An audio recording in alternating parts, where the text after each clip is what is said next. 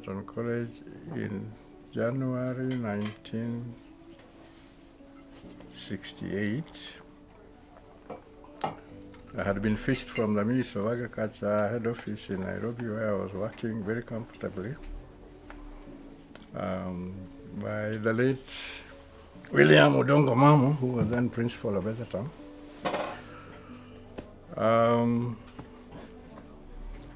Before that move, I was a student in the US at a university called the University of Wisconsin in Madison, in the state of Wisconsin, which is in the northern part of central USA. I had colleagues who were at Egerton College. One of them is called Mark DeCosta. The other one is the late Stephen Machoka or Misati. These colleagues of mine, we had been working together at Siriba College then. And then Siriba was an agricultural as well as a teacher's college. The agricultural part was closed in 1965, I think, or 66, and transferred to Egerton. So all the students in agriculture as well as the students in animal health went to Egerton. And those two gentlemen I mentioned, when Omamo was looking for staff in agriculture extension, they told him there was a colleague of theirs who was studying in America and was about to come back. Omamo wrote me a letter to apply to Egerton. And in my reply to him, I said, no, I'm an employee of the Ministry of Agriculture and I will get my posting when I finish my degree. So when I finished my degree, actually I was also being expected to go to the ministry because I was going to be counterpart to American staff, seconded by the US government through USAID, who are heading the extension units. So I was going to be their counterpart and work there until they leave, then we continue from there. So basically I came back and I was told to report to the ministry, which I did. I started working there with the late, in the same office with the late somebody called Grace Wagema, who was head of agriculture and home economics, and a mzee called Ndegerege, who was in youth or 4H. Is it 4K? 4K. Ndegerege was in charge of 4K. But Omamo found wind that I had come back, and he didn't know about my whereabouts. So one day I went to the office in the morning at 8 o'clock and I found somebody very huge sitting on my desk. I asked him, I greeted him and he actually just laughed at me and said, today I've found you. Then he told me his mission, that he wanted me to go to Egerton very urgently. So I told him, you know what, I work here and I cannot just go to Egerton. Then he told me, leave that to me. I will handle that part of it. In the meantime, these colleagues of mine that I was kind of taking over from used to go to Egerton and teach part-time. But I had actually not gone with them at any given time because I was also very busy reorganizing the extension service structures in the country, training in the farmers training institutions. My boss then was one Mr. Muthama, I think, and together with the head of agriculture, so I was all over the place. But that incident with Omamo in the morning is what triggered my move to Egerton, because he said, leave that to me, and he walked out of my office. He went to greeted other people that he knew, and disappeared. I think it was around July of 1967. Come something like October, I was called by the personal assistant to the director, who was a Mzungu, and he told me, Mr. Onyango, we think you are suitable to go to Egerton College because they have a program which has no Kenyans available, and they have Americans there who are about to leave, and Egerton is desperate to get somebody joining the college. So I asked that Mzungu, am I going to be transferred with my services or what? He said, well, initially we'll transfer you, but Egerton is an independent institution. They can employ you from their own terms. So we left it again like that. And around November, apparently there was a graduation at Egerton. So I was told I was now given an official letter to go to Egerton in January of 1968. But because there was that graduation, I was also advised to take a vehicle from the ministry and attend the graduation so that I know what happens in the college. So I organized with the transport office. I took a vehicle. I went to graduation. I found people being awarded diplomas in various fields of agriculture.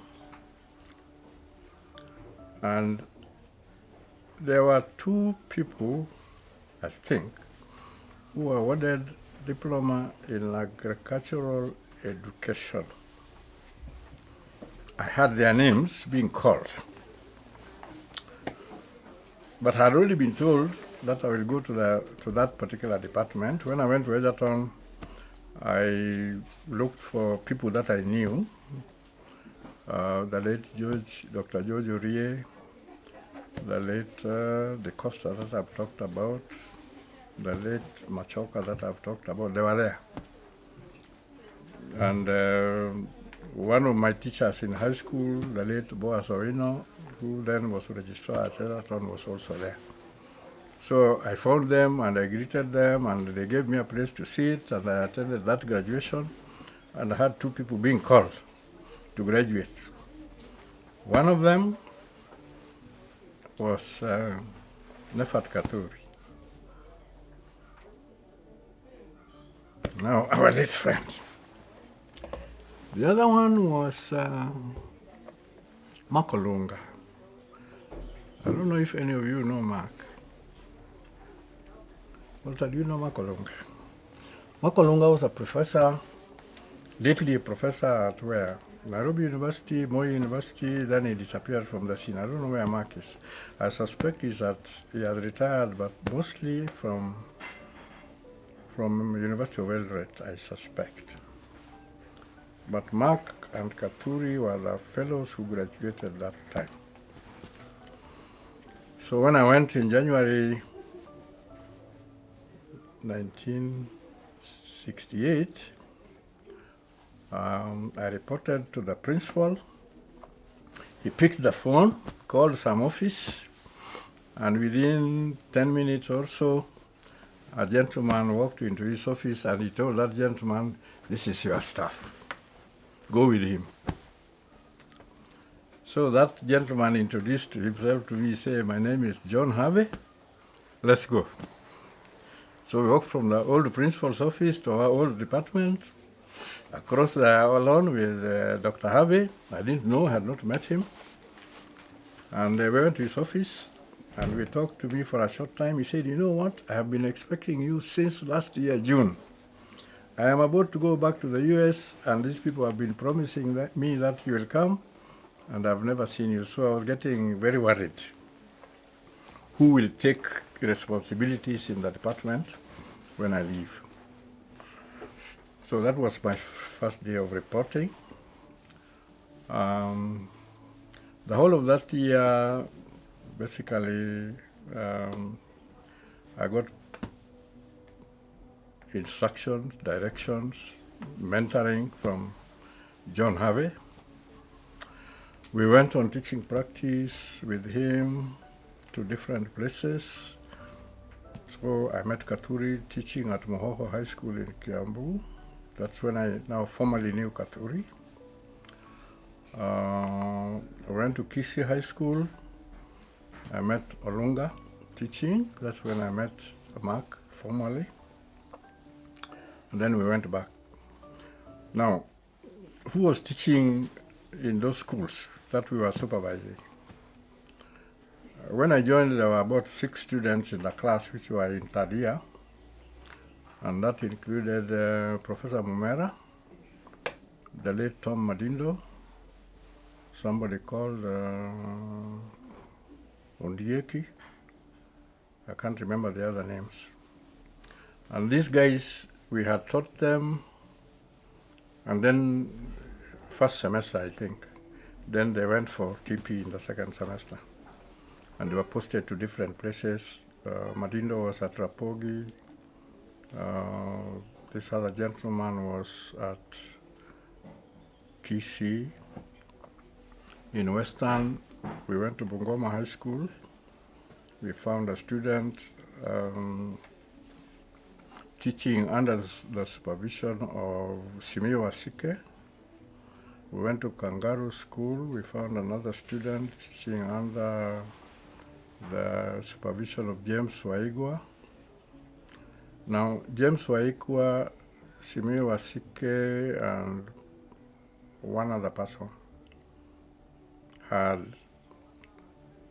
graduated earlier with diplomas in agriculture, but they opted to go and teach in schools because they were opening. The ministry was recruiting teachers of agriculture for secondary schools. And there were 7 secondary schools in the country which had been identified to teach agriculture. These schools in Western, there was Bungoma High School. Apart from Chabakali, which was the original school where agriculture started, there was a school in Bungoma High School, which I think we have used for a long time.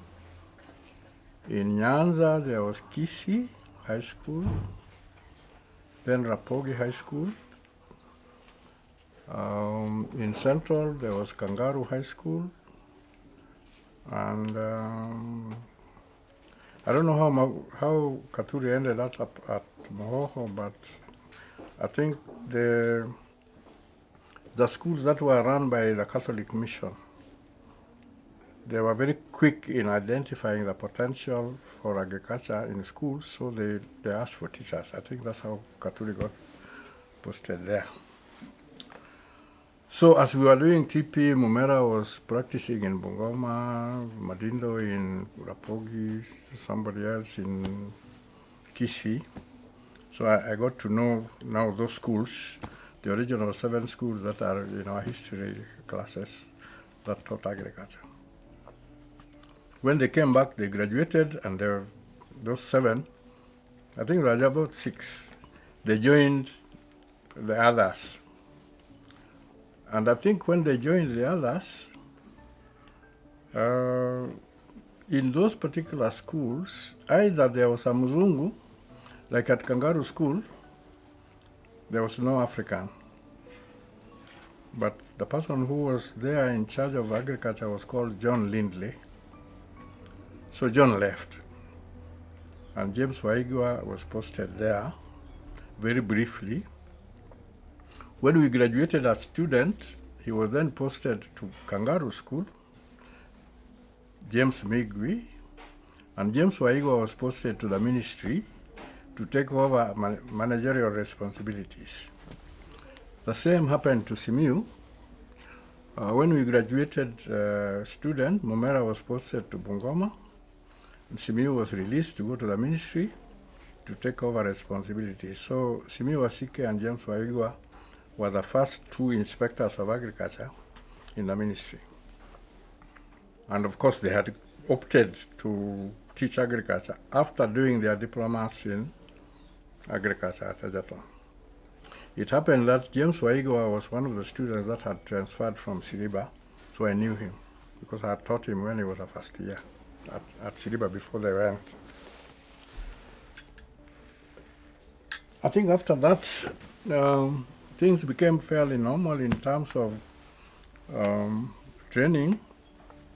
The class that then followed, Akina Mumera, Migwi, and Madindo, was a very big class. And I don't remember many of those guys except David Nyenjeri. I don't know if you guys know David. David lives in Nakuru. I'm not sure if he's there, but as late as 2019, I used to find him in town. And that class, we had a group of 40 or 35 students coming into the department. And basically, it is a class that we treated initially as an agricultural education and extension class. They came in that way. These other fellows like Mumera, Katuri, they had kind of branched from agronomy to go to agriculture extension. But that group of David Nyenjeri, there are some others, they were recruited initially as an agriculture education class, and there were about 35. And at the end of the year 1968, Dr. Harvey left. Since we started that group of students, you can imagine, when I went, Dr. Harvey was alone, technically. I was the second lecturer, although we used to have 2 others come from outside to help us. But now we had a big class, so we had to recruit staff. And one of the first person we recruited is called Sharma, Muden Sharma, an Indian who might have taught Professor Ngesa, I don't know, and Onyango. And Sharma stayed in the department for a very long time because he also acted as a department chair when I went to the UK for 2 years. But then from there, it is consistently, we recruited students directly for ag education and extension. And the reason was very simple. For ag education, the Kenya government was expanding the teaching of agriculture in school. It was official, and agriculture was an examinable subject in Cambridge School Certificate. Cambridge initially, then East African Examinations Council, then Kenya National Examinations Council. But agriculture was initially examined as a Cambridge University examination. And we had to train teachers for that.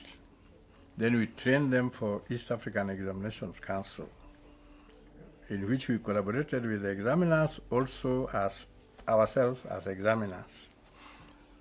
And then subsequent years followed where we now consistently recruited a class of about 35, 30, 40, and we kept keeping our diploma class. I had to be supported by the college to ensure that we had enough capacity to teach these students. And Mr. Sharma and myself alone could not manage. We got a replacement for Dr. Harvey in another Mzungu, who came and stayed with us for 2 years from the US. But then when that contract with the US AID ended, we had to be alone, so we had to recruit local Kenyans. And we have had some people working in the department, many of whom you people have not heard about. So apart from Sharma, we had somebody called Ngaiwa, we had somebody called Omulando.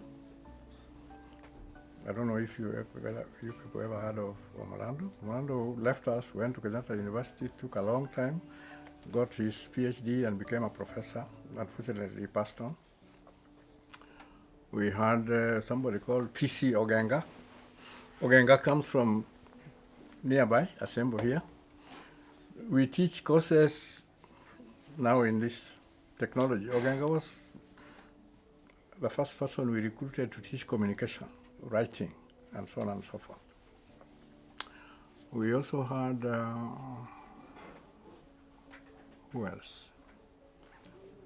Some other people. Then, in the process, because we were graduating our own students, we began to recruit some to come back and be trained. So that's how Joe Mugucha was pegged back.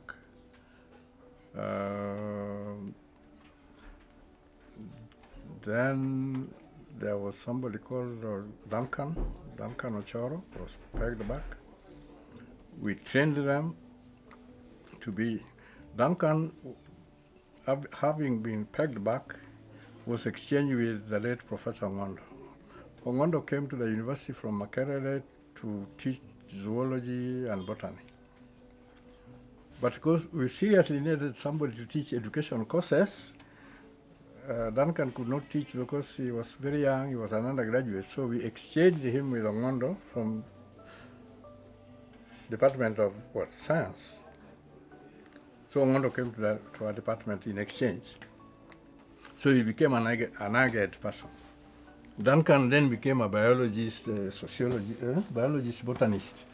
He eventually went to the University of Nairobi and became whatever he was.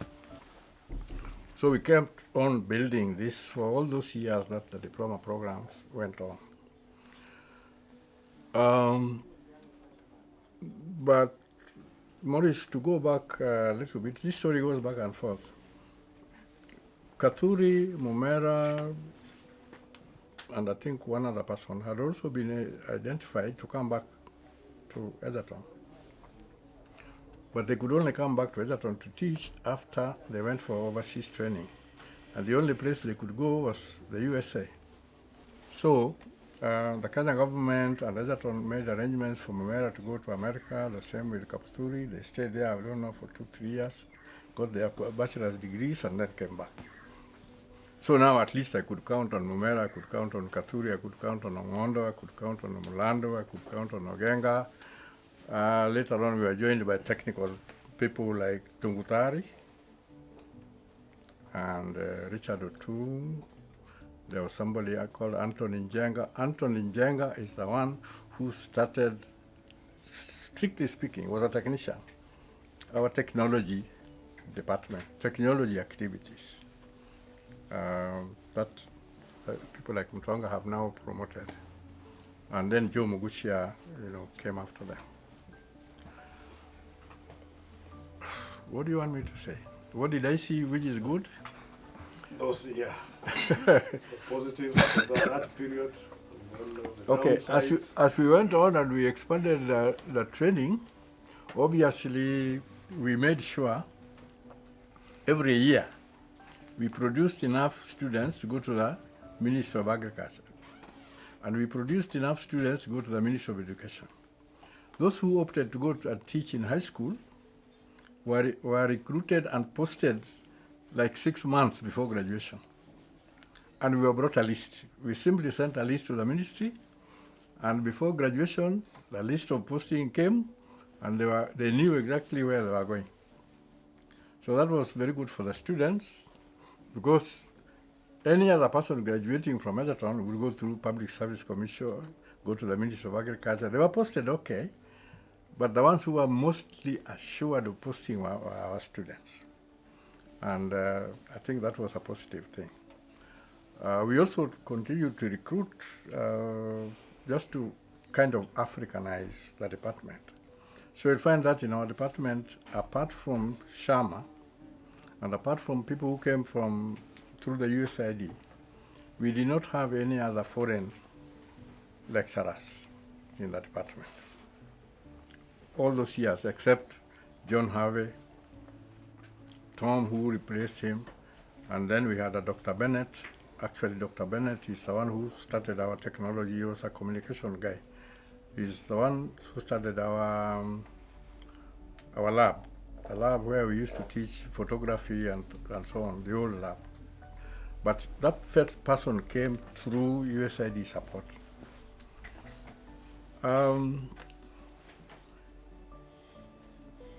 I think our challenges were minimal those early days because the demand for an agricultural education graduate was very high. And then we trained the rest of the students in extension, so they joined their colleagues in crop science, in horticulture, and animal science to go to extension.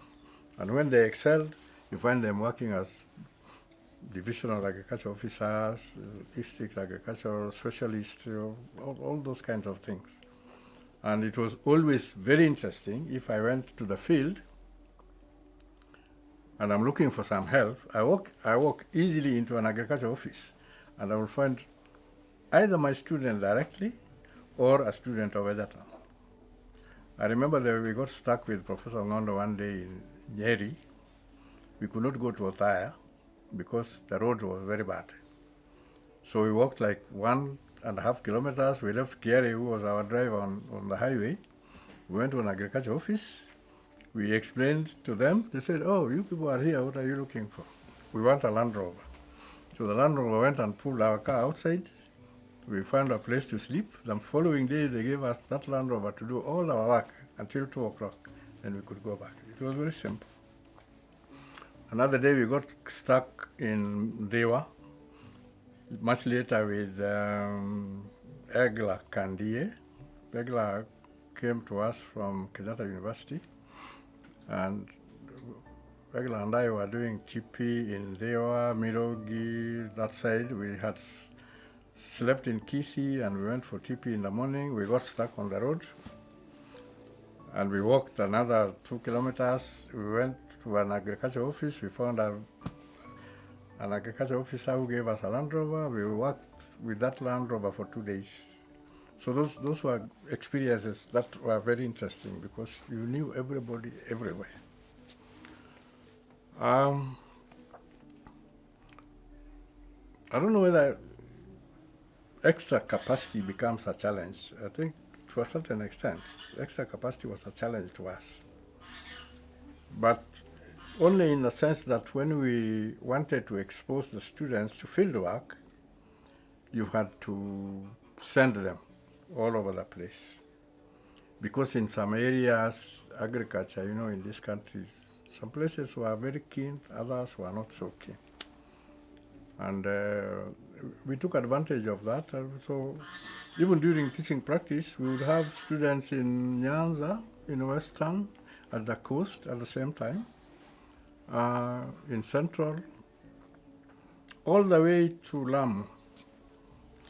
There's a school in Lamu called Tarasa High School. None of you have gone to Tarasa. And I used to go to Tarasa driving. I got lost from home. My wife can tell you I would get lost from home for a whole week or maybe 2 weeks. And I'm somewhere in the coast. No telephone calls, nothing. She doesn't know whether I'll come back.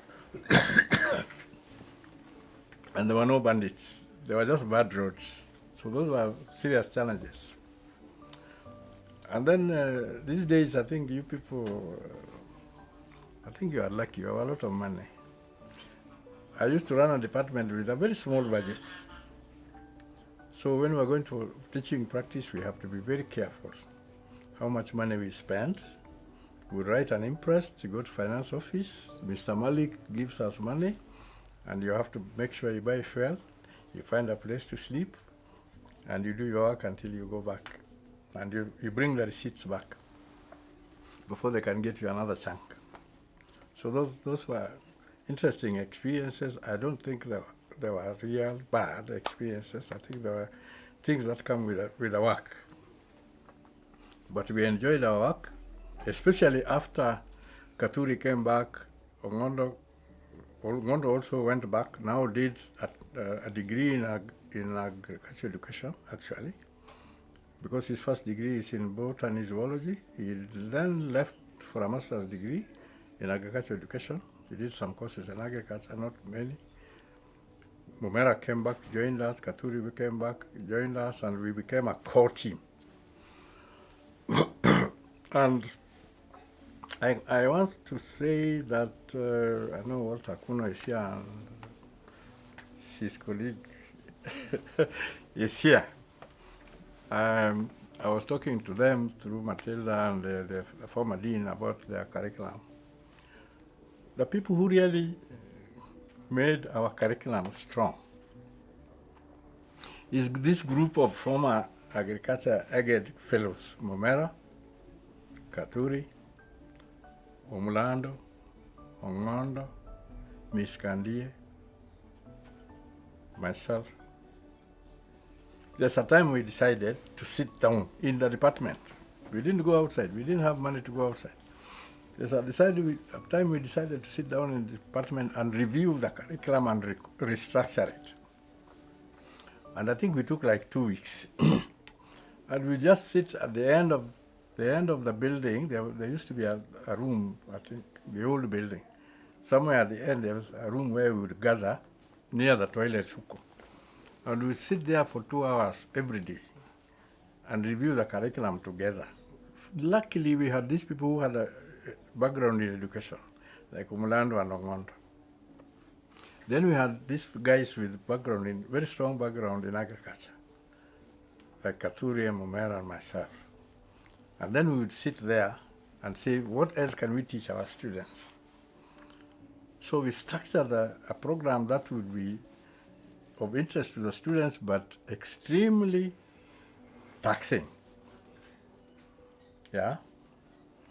And anybody among you who did a diploma in agricultural education, and I know those of you who did your degrees as well, when you go to Egerton and you are a student of agricultural education, the first year and the second year are hell, because you take botany, zoology, mathematics, all those things. We said, you cannot have a teacher in a classroom who does not know what he's teaching. At the same time, you cannot have a teacher in a school where if there is a shortage of another mwalimu, they cannot fill up the gap. And he's a scientist. So when we then talk to the Ministry of Education, they say, you must have 2 teaching subjects. We said, what will our students teach as a second subject? Agriculture has very many options. You can use it as such. But then we said, no, let us add a science option. Luckily, because of Ongondo's presence, we convinced the Department of Science to help us add more zoology and botany courses in our program. We thought of adding chemistry, but it was going to involve the students in a lot of lab work. And the chemistry labs at that time at Egerton were small.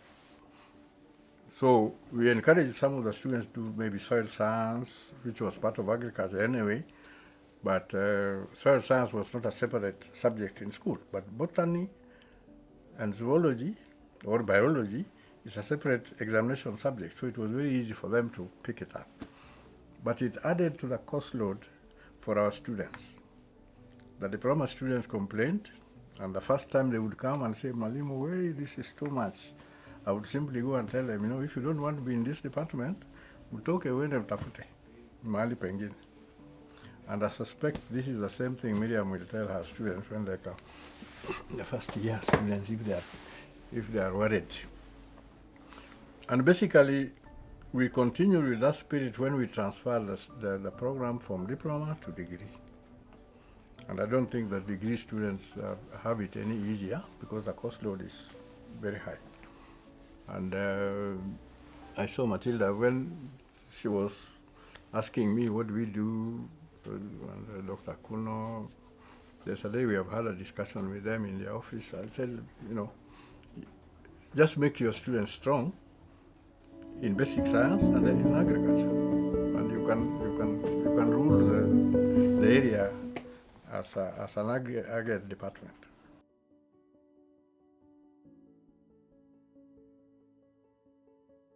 I think, personally, I think I left the department, the administrative side of it, I left the department in very good hands.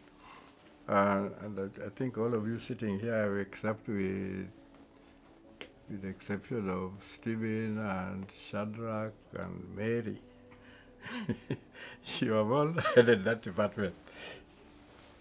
Now, and they will. So basically, we have been lucky in successfully succeeding one another and maintaining our standards. So when I left the department in good hands, I went to the faculty, then I went to higher other levels of the university. And now looking at it backwards as I teach and I see the young students, I think you have maintained the spirit and the standards. I don't think they have fallen down. But I think there's a need to add, to look at what is new in the field of agricultural extension. What is new in the field of agricultural education? Are there anything new outside there? And I think you need to look at those very, very carefully. Now, luckily, starting with the field of agricultural extension, luckily, you people hosted an international workshop in May, which I attended with this lady doing the driving and Matilda. And there is a complete document, which I think is very well done for teaching extension. And luckily, Agnes is still there, who was doing the coordination. The department should take a lead in ensuring that that curriculum that has been developed at a fairly international level is made strong.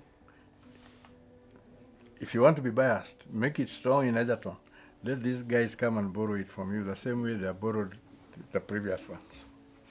If you let it split, somebody will take it and run with it. Yeah? Romana can take it and run with it.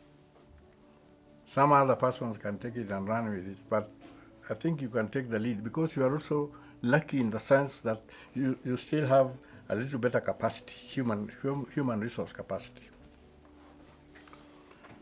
You should now also look at, and this may be a challenge to Miriam as head of department, you may also now want to look at what is new in agricultural education. There's a lot of confusion in CBC. I don't know if you have had any student do research in CBC. I don't think so. I had a master's student, Miriam knows about it, who was doing something in CBC, but she has kind of fallen by the wayside. But I think this area of CBC and what is being proposed, if you people can pay attention to it, let some of your master's students do research in there, let your PhD students do research in there. It will also give you an opportunity to see what is coming. Because curriculum, as we always know, changes according to the needs of society. So what is the need of society in the next 20 years? Is CBC addressing the needs of Kenyan society? And you people can take a lead in doing research in that area and making proposals that can be stronger for primary schools. We have a junior secondary school, Mwalimu is here. What can he teach his students in standard 7, 8, 9 before they go to high school? And who will teach them? Your diploma program has kind of died. And are you going to get degree students come and teach in junior high school?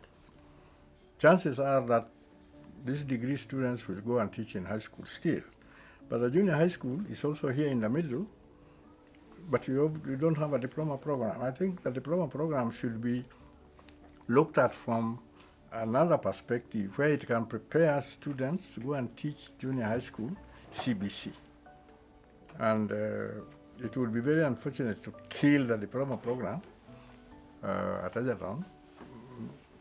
Maybe your managers should be more serious about this. Let them listen to what is going on. Because kids are still very young. You need to get somebody who can understand the basics of agriculture to teach them. and do help them do practicals and be able to understand. I think that is something that needs to be done. If you combine a good program in extension, which I think there's already a foundation that came from that workshop that I attended, you could also begin to think of another. If you make it, you can even make it a Kenyan national workshop, where you can look at how do we strengthen agriculture for schools, and you strengthen it for schools for what purpose? This country, those of you who have studied outside, in the US particularly, you know that America is very highly developed, so is Germany, but they teach their children agriculture. In the farm school, if you go to Germany, there's something they call the farm school. They teach their children agriculture. If you go to America, they teach their children agriculture. Why do they bother when they actually have all the skills? It is simply because as human beings, you must continue enjoying the fruits that God gave us. Production in the farm. How do you continue to improve your livestock? How do you continue to improve your crops? How do you continue to improve your other facilities? Environment has now become a big issue. How do you now incorporate environment into agricultural training for young people so that they can understand from the beginning? Yeah. Do children who go to school, particularly from standard 7, 8, 9, those classes, understand the science of the day? Yeah. I was reading for you last night what my grandson, who is in the standard grade 10. Grade 10 is what, Form 2? Something like that, was telling me about the capsule that disappeared. How does he understand that? And he just left primary school.